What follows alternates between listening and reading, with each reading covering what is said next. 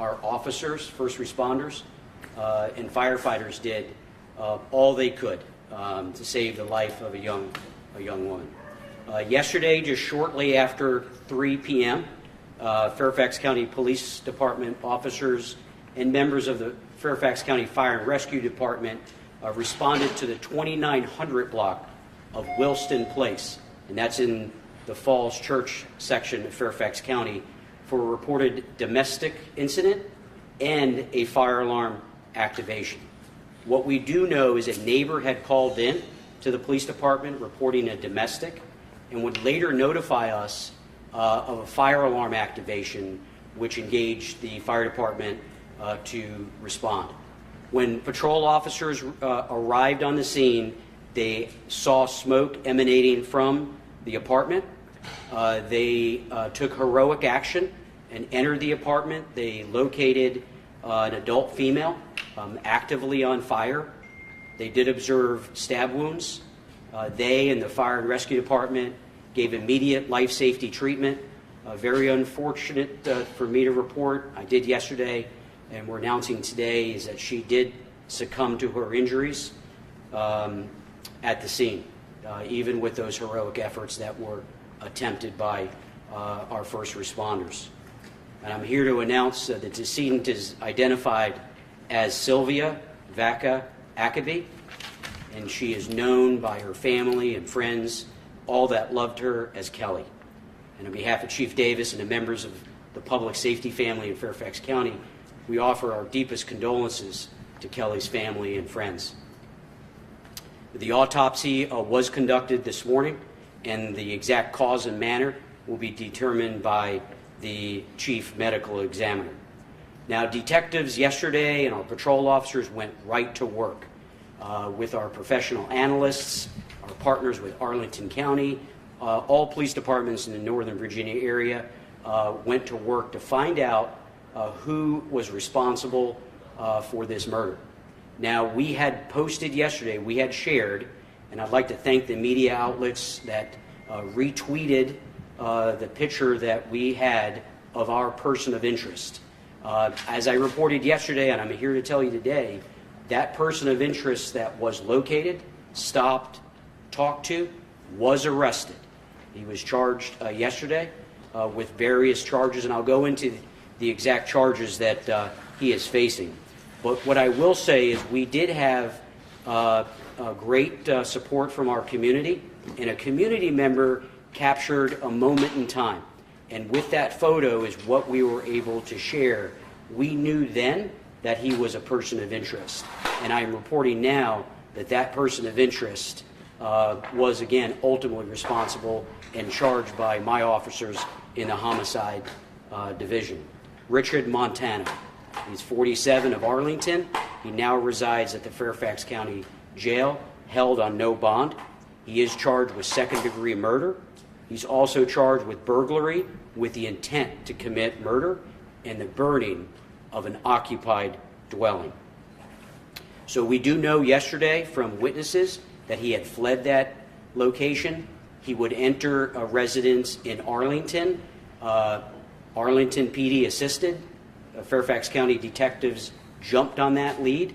We saw him leave that residence. He was stopped at a nearby gas station. And again, like I mentioned, he was placed under arrest, as we do with arrests outside Fairfax. He was transported to the Fairfax County line. The transfer of custody took place. He was brought back to this building, Public Safety Headquarters, and our detectives continued their work. And I bring that up because detectives still are working this case. We have several search warrants that we have served and are currently serving in Fairfax and in Arlington. So we're working through a lot of evidence in this case for these charges to stand up in the courtroom. Our detectives from the Special Investigation Fugitive Track and Apprehension Unit were on the job. Homicide and a gold standard in our industry is our Victim Services Division. Now, they are working with Kelly's family like we do in the cases that we get assigned to support her family through this process. So as I said, The person arrested is at the jail. This case continues, but we are here to announce the arrest and the additional work that we have to do. And to that point, if anyone has information that hasn't spoken to detectives about something related to the suspect in this case, or something that unfolded on the street yesterday or the neighborhood, both in Fairfax, in the Falls Church area of Fairfax, or in Arlington, to contact the detectives in our Major Crimes Bureau. That's 703-246-7800. Tipsters and folks that give information can remain anonymous through the police department or our robust program known as Crime Solvers. People can provide tips because, as I said, even though this offender is in custody, he's charged with 3 felonies. This case is far but finished and closed. It remains an active investigation. So with that, I'll take any questions that you may have. Chief, just for background, you said Sylvia Kelly. How does she spell her last name, and what is her age, please? Yeah, so 40. Her Kelly's age is 40, and my public affairs staff will be providing the exact spelling of her name to all here. We are actually going to post a blog with all that information. Major Earl, the big question here is, why did you do this? So in every homicide, that's one of our first questions, is why. That is yet to be answered in this case.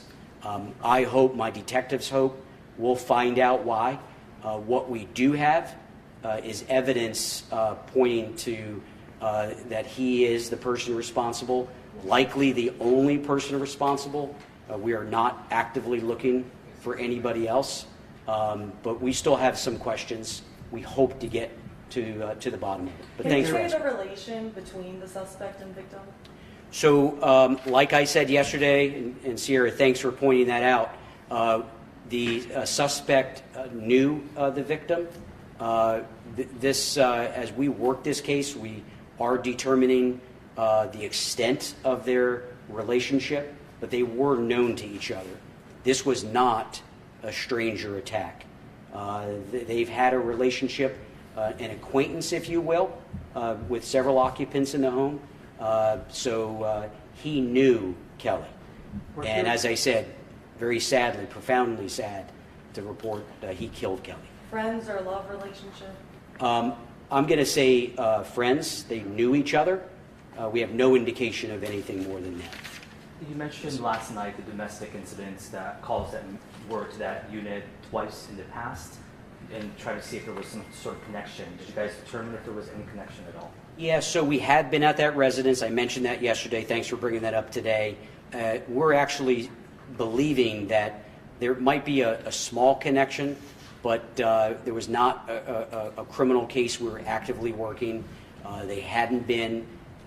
So we're still kind of asking questions of the neighborhood on what has happened. Not only at that house, other times that we've been in the neighborhood.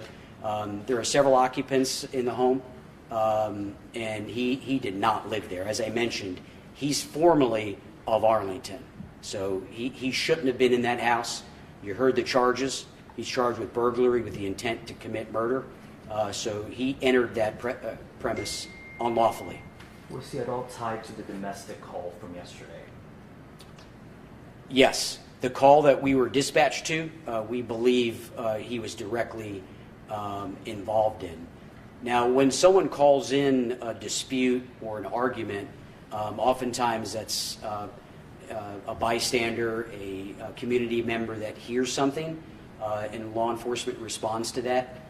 So we're still determining what exactly happened inside that apartment. That's why I said if anyone has more information that we're not aware of, please contact us, because we're far from probably talking to everybody in this case. To be clear, she had a husband, and did they live together at that apartment? Yeah, it wouldn't be appropriate for me to talk about her immediate family. They're devastated, like any family of a homicide victim would be. Our victim services are working with all of Kelly's family. Chief, what can you say about the suspect's criminal past if there is one? Yeah, very minimal contacts with law enforcement.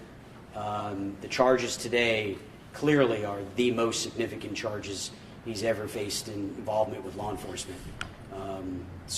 He had not been widely on our radar or anything like that. When we pulled up, when those officers pulled up, when they saw smoke, we received early information that someone had fled that area. That's when I said we went right to work.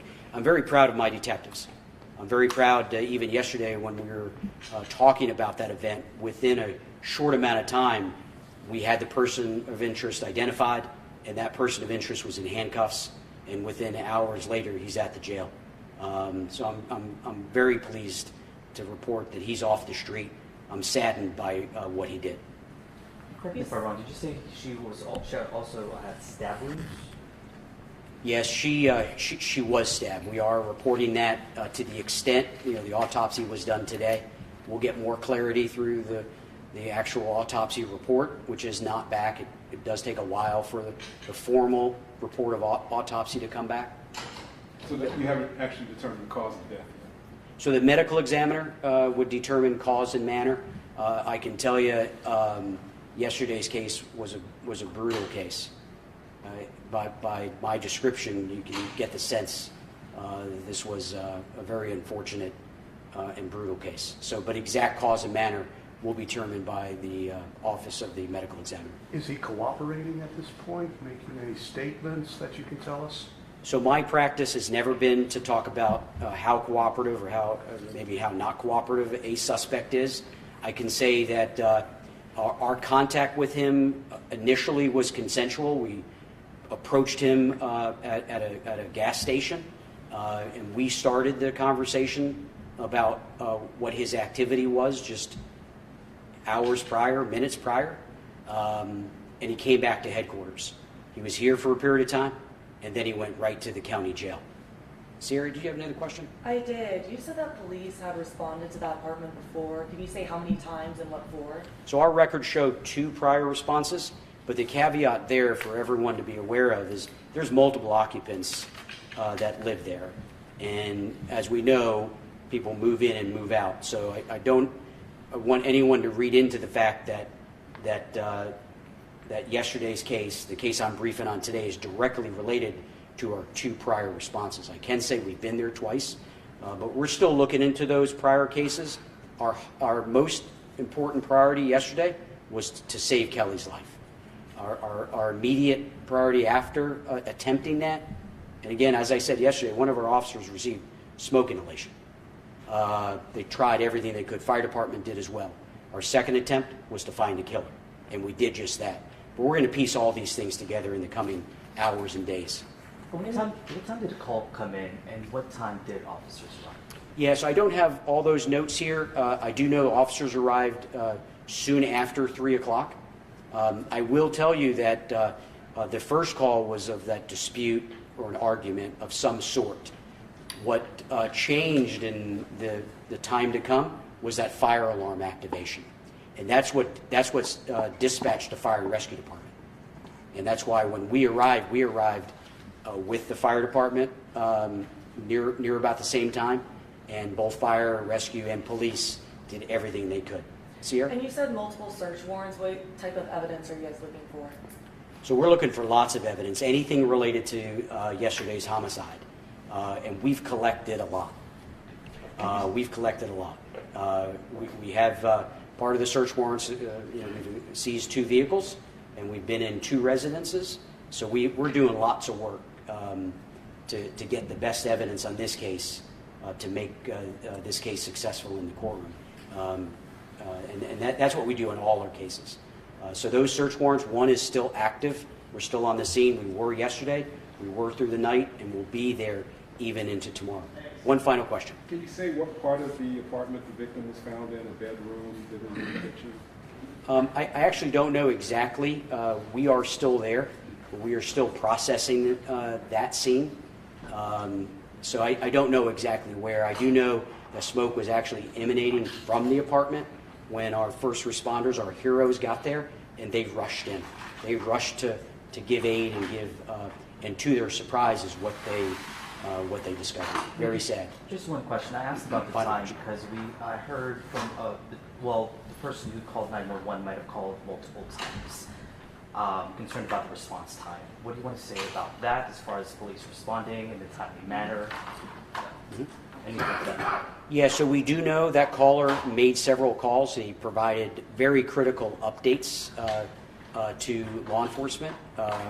So when we were dispatched, officers got there quickly, but we are in touch with different witnesses that were involved in yesterday's case. But if anyone hasn't spoken to us, contact us, because there's probably people we still need to talk to about this case on what happened and, to the point mentioned, why it happened. Thank you. And we'll provide a blog on today's announcement. So follow us on our blog so you can see all the information I relayed today. Thank you for coming today. Thank you. Great line now, Yeah. Follow the cord, and we'll find out who belongs. There it is. I knew it was somebody back there. That's my nephew. Did I ever tell you this? Yeah, you did. You told me that last time. It's a family deal. I don't believe it. Are you serious? I still don't believe it. So he's my nephew by marriage, so.